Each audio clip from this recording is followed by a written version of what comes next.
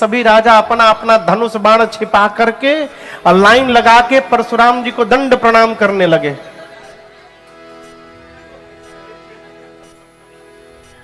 जय हो, स्वागतम स्वागतम। भैया क्या बोलते हैं, प्रिंसली स्टेट अयोध्या से, भैया स्वागतम स्वागतम। श्रीमान संतोष सिंह जी अभी अभी भारत से आए, भैया बहुत स्वागत, बैठे। हम जब पहली बार दुबई आए थे 2021 में, तुम लोग साथ में ही आए थे मुंबई से, हैं? जय जय।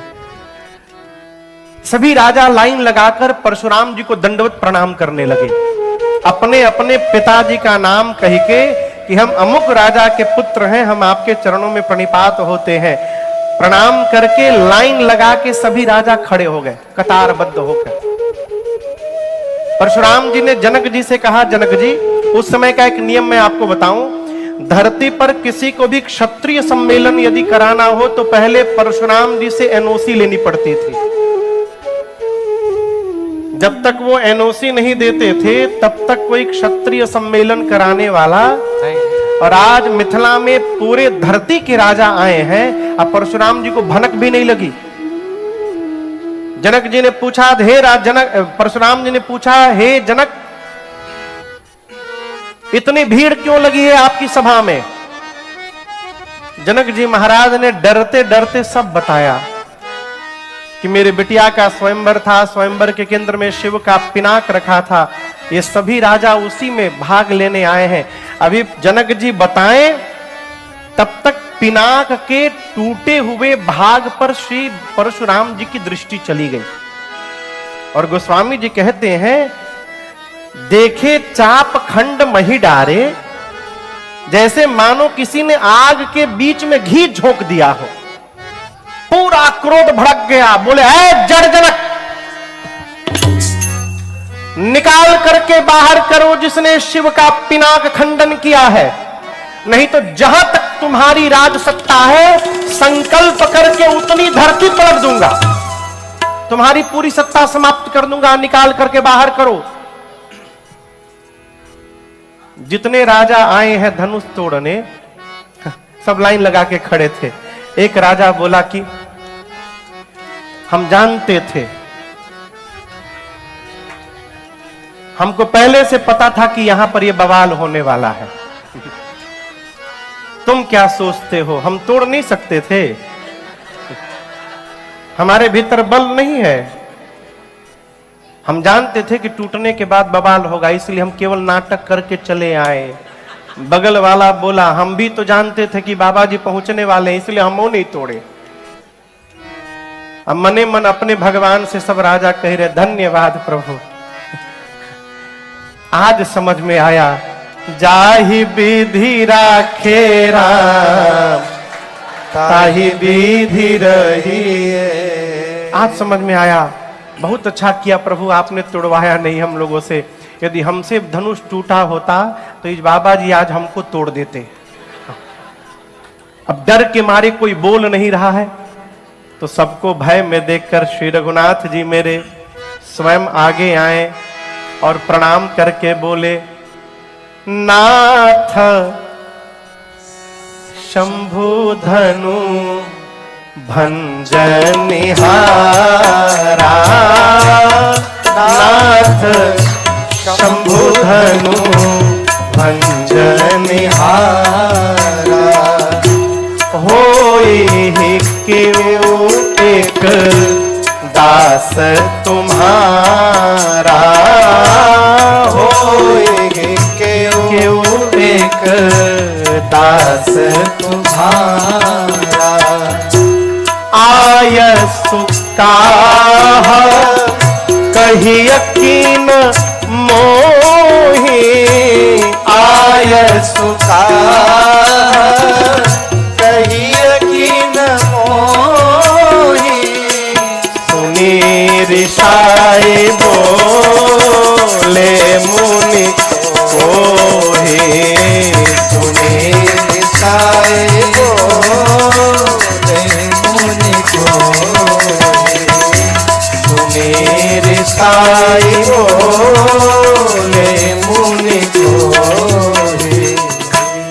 राम जी जाकर ये नहीं बोले कि इस पिनाक को मैंने तोड़ा है। क्या बोले? इस धनुष को तोड़ने वाला प्रभु अवश्य आपका कोई दास होगा। इतना कहने के बाद अगली चौपाई में राम जी कहते हैं, कहिए मेरे लिए क्या आज्ञा है। ये वाक्य स्पष्ट करता है कि राम जी कहना चाहते हैं कि वो दास मैं ही हूं, कहिए क्या मुझे अनुमति है, आज्ञा है। राम जी ऐसा क्यों बोले? जीवन में मैं आपको अपनी एक घटना बताऊं। 2017 में, बैंकॉक कथा के पहले हम लोग थे मालपुरा। 2017 में मैं राजस्थान में एक बार कथा गा रहा था। टोंक एक जिला है, टोंक, मालपुरा, डिग्गी मालपुरा है। तो वहां कथा में एक दिन एक बाबूजी आए। कथा प्रारंभ होती थी रात को 7 बजे, चलती थी 10:30 बजे तक। तो एक बाबूजी बहुत दूर से आए, लगभग 100-125 किलोमीटर दूर से। तो उस समय आस्था भजन पर सुबह कथा आती थी 20 मिनट, 9 से 9:20। तो कथा के पहले कमरे में आए, बोले महाराज रोज ब्रेकफास्ट करता हूं, आज डिनर करने आया हूं। तो मैं समझा नहीं उनकी बात, बाबूजी क्या बोल रहे हैं? बोले महाराज सुबह सुबह कथा 20 मिनट आती है, तो 20 मिनट में केवल मेरा ब्रेकफास्ट हो पाता है। इस समय 4 घंटा सुन के डिनर करने आया हूं यहां पर। तो बोले मैं पहले आ गया कि पहले मिल लूं, मैं कथा सुन के आरती के पहले तुरंत चला जाऊंगा, बहुत दूर जाना है। तो ठीक बाबूजी। कथा भई, कथा के बाद वो 11:15 बजे रात को कमरे में फिर आए। हमने बाबूजी डिनर हुआ? बोला हुआ तो महाराज जी, लेकिन पेट नहीं भरा। तो बोले आप तो जाने वाले थे। बोले जाने वाला तो था महाराज जी, लेकिन आपकी एक बात मुझे अच्छी नहीं लगी आज कथा में, सोचा आपको बताता चलूं। हमने कहा कहिए बाबूजी। तो बोले आपने कथा के बीच में एक बात कही कि मैंने किसी कथा में ये बात कही थी। इसको दूसरे ढंग से भी कहा जा सकता है कि किसी कथा में एक बात आई थी। ये जो मैंने शब्द है ना, आपको है नहीं, लेकिन सुनने वाले को अभिमान लगता है। मैंने उनको प्रणाम किया, कहा बाबूजी आज के बाद मैं इस बात का सदैव ध्यान रखूंगा। कितनी बड़ी बात बोल गए। बोले महाराज जी हमारे गुरुजी कहते हैं श्री हनुमान चालीसा भी क्यों न याद हो, उसको भी बिना देखे नहीं पढ़ना चाहिए। क्यों? जब हम बिना देखे पढ़ते हैं तो मन में ये भाव रहता है कि हमको तो याद है। आप देखिएगा प्रैक्टिकल एकदम, सुंदरकांड का पाठ हो, जिसको सुंदरकांड याद होता है ना, वो बहुत जोर जोर से बोलता है। जामवंत के वचन सुहाए, सुनि हनुमंत हृदय। वो पढ़ता भी है, सबका मुंह भी देखता है।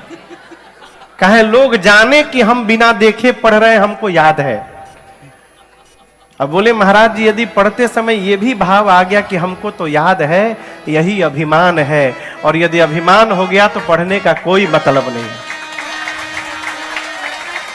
उनकी बात मुझे अब तक याद है। बोले कितना भी याद क्यों ना हो, देख करके पढ़ना चाहिए, उससे अभिमान नहीं आएगा कभी कि हमको याद है?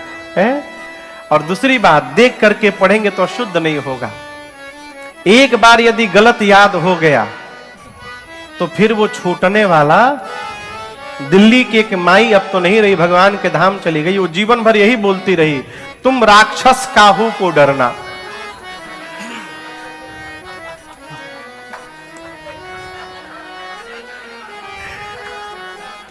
है क्या?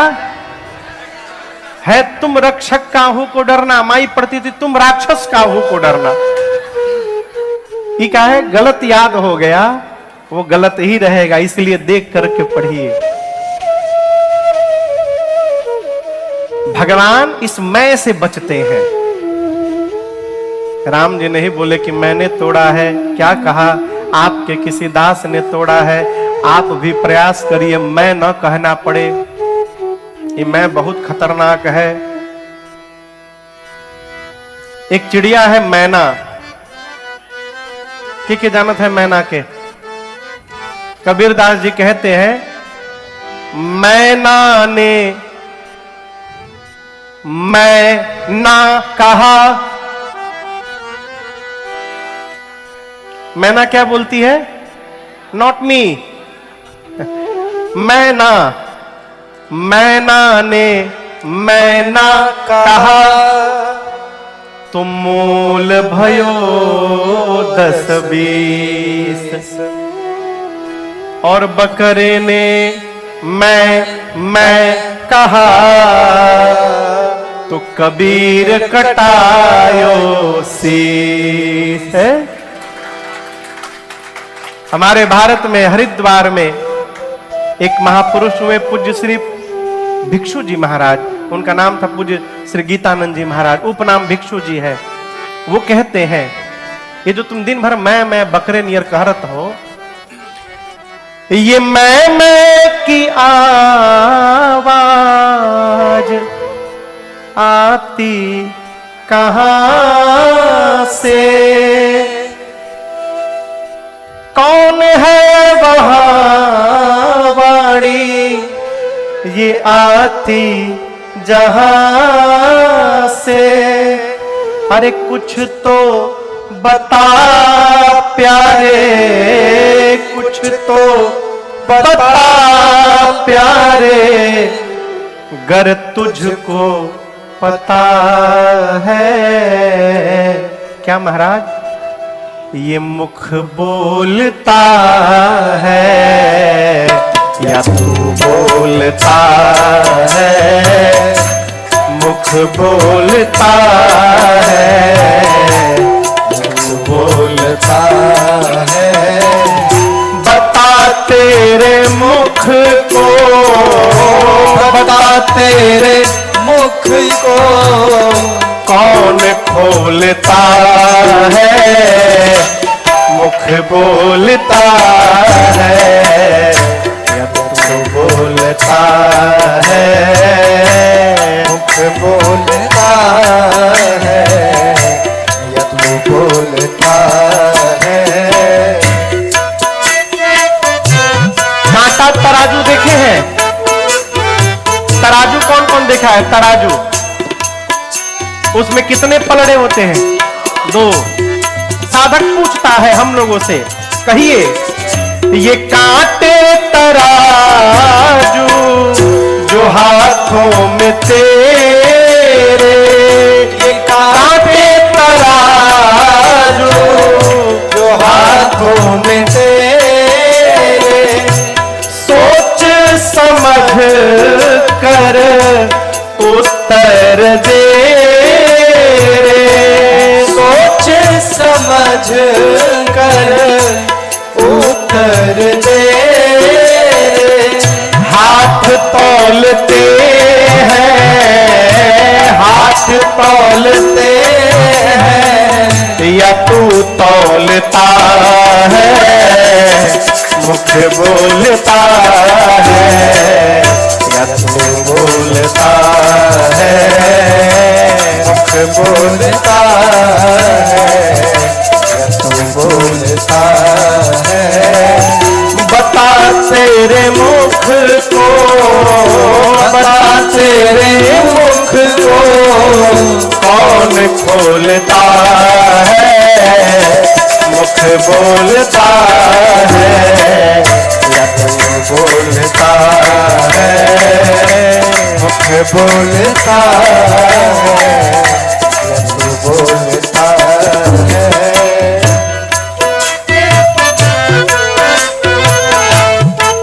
एक और प्रश्न पूछे, पैर तुम खुद हो या पैर है तुम्हारे?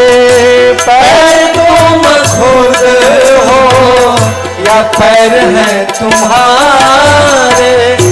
सोच समझ कर समझा दे प्यारे, सोच समझ कर समझा दे प्यारे।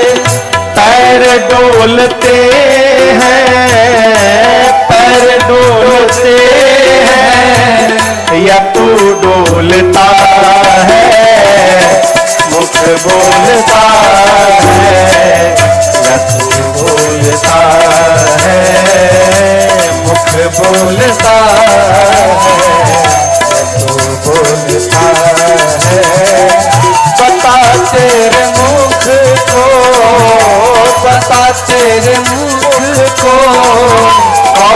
खोलता है, मुख बोलता है, तू बोलता है, मुख बोलता है, तू बोलता है, मुख बोलता है, तू बोलता है।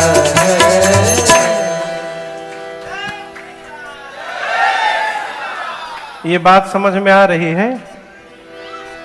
इसलिए अपने बारे में बताने से बचा जाए। हम फूफा हैं न बताया जाए। हमारे एक चाचा हैं, कहते हैं बाबू, रायपुर में रहते हैं चाचा, टाटी बांध में। कहते हैं बाबू, जिस पुष्प में खुशबू होती है उसके बगल से गुजरने पर पता चलता है, और जिसमें खुशबू नहीं होती स्प्रे लगाया जाता है उसको नाक में सूंघाना पड़ता है। इसको सूंघिए तो देखिए कैसा लग रहा है, यानी नकली है। जहां बताना पड़ रहा है वहां है नहीं, जहां होता है वहां बताना नहीं पड़ता है। बहुत पहले मेरे महाराज श्री ने हमसे कहा था, राजन जीवन में कभी शोर मत करना, काम ऐसा करना कि लाला शोर होने लगे। तुम शोर ना करना, काम शोर करे। राम जी नहीं बोले कि मैंने तोड़ा है, राम जी क्या बोले, इस धनुष को तोड़ने वाला आपका कोई दास होगा, कहिए क्या आज्ञा है मेरे लिए। परशुराम जी को क्रोध के कारण ये बात समझ में नहीं आई। बोले राम, जिसने पिनाक तोड़ा है वो मेरा सेवक नहीं है, शत्रु है, शत्रु, सहस्त्रबाहु के समान शत्रु है। मैं कहता हूं निकाल करके उसको इस कतार में से बाहर करो। जिसने भी धनुष को तोड़ा है लाइन छोड़कर आगे आवे, और यदि बाहर नहीं निकलेगा तो न तो मारे जय हई सब राजा, फिर जितने राजा आए हैं सबको मार दूंगा। जब परशुराम जी बोले सबको मार दूंगा, आई राम, जितने राजा थे अब तो कांपने लगे। एक राजा बोला बताओ। राम जी को सीधा सीधा बोलना चाहिए, मैंने तोड़ा है, जाके घुमा दिए बात को। आपके किसी दास ने तोड़ा है, बाबा समझ ही नहीं पा रहे हैं कि वो दास सामने ही खड़ा है कि बोल रहा है। तो बगल के राजा ने कहा, काम करो तुम जाके बता दो। तो उस राजा ने कहा, अच्छा हम बता दें। बाबा जी बोल रहे हैं जो तोड़ा है लाइन में से आगे निकले। अब तुम कह रहे हो जाके बता दे, हम जैसे लाइन में से आगे निकलेंगे बताने के लिए।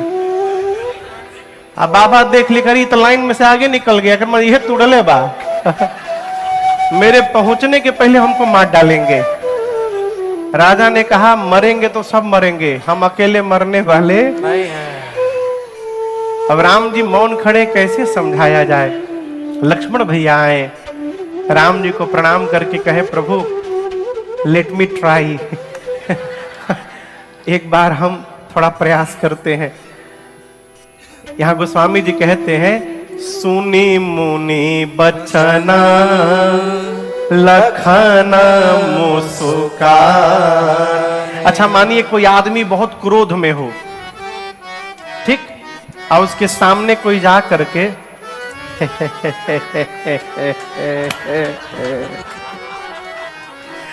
क्या होगा, उसका क्रोध और भड़क जाएगा।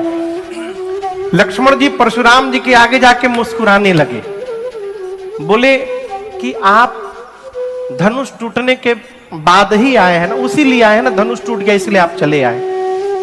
लेकिन ये बताइए, जब हम छोटे थे तो हम रोज एक धनु ही तोड़ देते थे। बहु धनु ही तोड़ी लड़ी काई, लेकिन उस समय कबहू न असरिस कीन है गोसाई। उस समय आप एक दिन भी नहीं आए थे, बिजी थे क्या कहीं? यदि आप धनुष टूटने के बाद आते हैं तो उस समय क्यों आए, नहीं आए?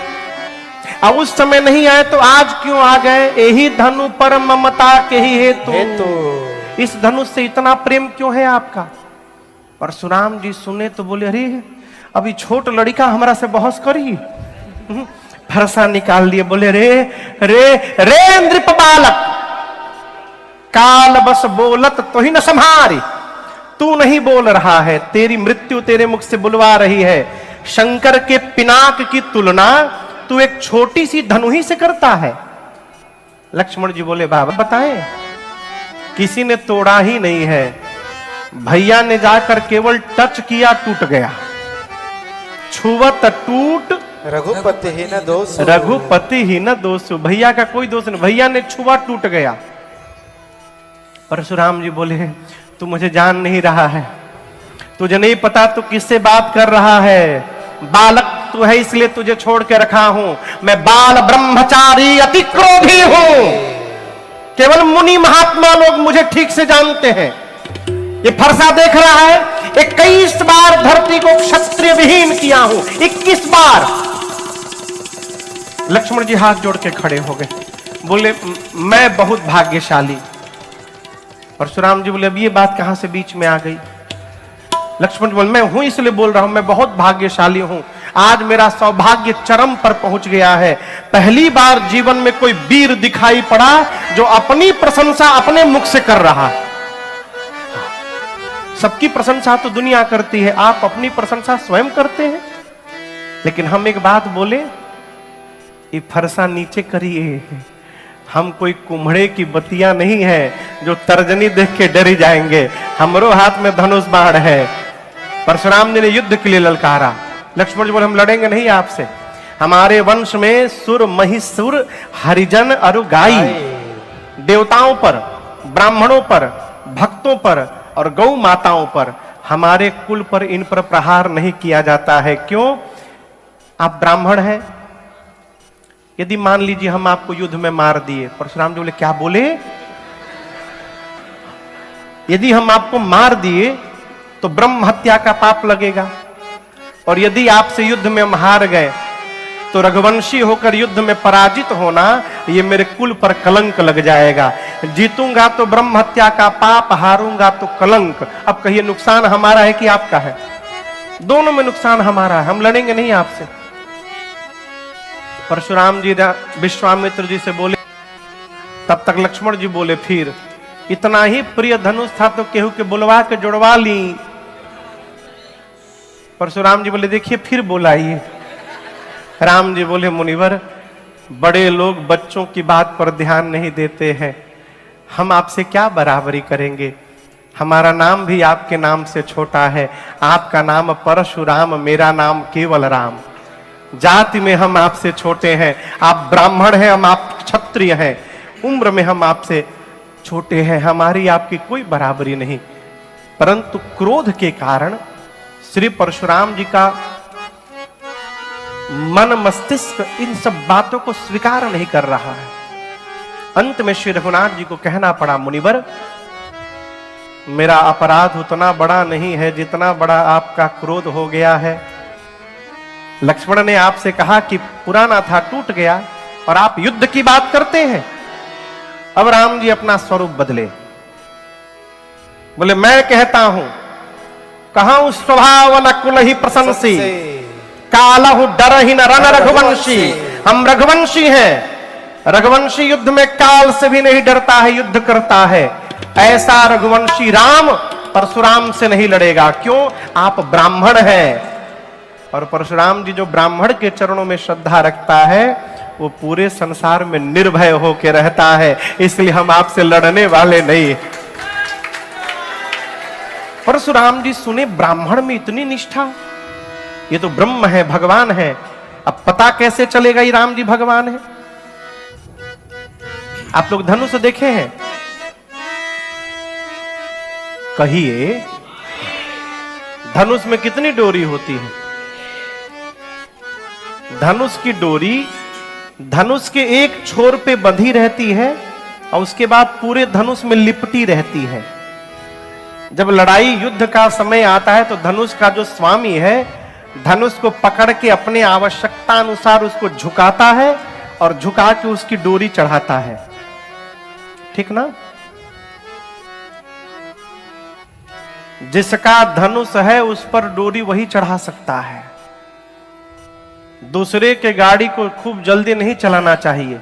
का पता ओकरा में ब्रेक बाकी नहीं है, का मालूम? आप लेके निकल गए, किसी के घर में जाना चाहिए तो फोन बजे तो फोन नहीं उठाना चाहिए। हाँ, फोन में मान ली कोई तगादा करने के लिए फोन कर दिया, उधारी मांगने के लिए।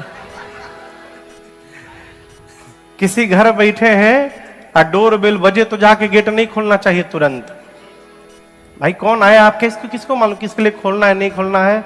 हमारे एक भैया है, कहते हैं कि दूसरा के तिलक में जाकर नाश्ता का पैकेट नहीं चलाना चाहिए। किसी के तिलक में आप गए हैं प्रोग्राम में, तो वहां पर मिठाई का पैकेट नहीं बांटना चाहिए। क्यों, कितना पैकेट बना है आपको कैसे पता? वो तो घर वाले जानते ना। लिया पानी पियो, वो रहिए नहीं कहे।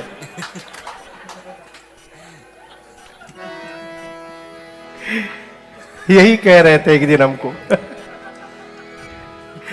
तो जिसका धनुष है वही उसकी डोरी चढ़ा सकता है। परशुराम जी के पास एक धनुष है जिसका नाम है अजगौ। क्या नाम है? अजगौ। और ये धनुष भगवान श्री हरि का है। भगवान के धनुष पर भगवान को छोड़कर दूसरा कोई प्रतंचा चढ़ा ही नहीं सकता। परशुराम जी सोचे यदि राम भगवान होंगे तो इस अजगौ की प्रतंचा चढ़ा देंगे। बोले राम रमापति कर धन ले हो खेचहु मिटे मोर संदेह। जैसे परशुराम जी ने धनुष दिया, गोस्वामी जी कहते हैं इज देता चापया तो ही चढ़ी गया, देता चापया तो ही चढ़ी गया। परशुराम मन विस्मय भय, परशुराम मन विस्मय भय, परशुराम मन विस्मय भय। गोस्वामी जी कहते हैं देत चाप, यहां मानस जी में यहां पर वो प्रिंटिंग अशुद्ध है। यहां लिखा है देत चाप आप ही चली गयो। चली गयो नहीं है, देत चाप आप ही चढ़ी गयो। राम जी जैसे धनुष हाथ में पकड़े, उसको झुकाना नहीं पड़ा। राम जी के हाथ में जाते उसकी डोरी अपने आप धनुष पर खिंच गई, चढ़ गई। ये दृश्य देखते परशुराम जी को विस्मय हुआ।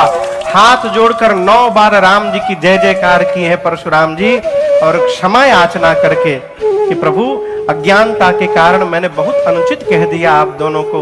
क्षमा हो क्षमा मंदिर दो भ्राता, मेरे अपराध को क्षमा करिए नाथ।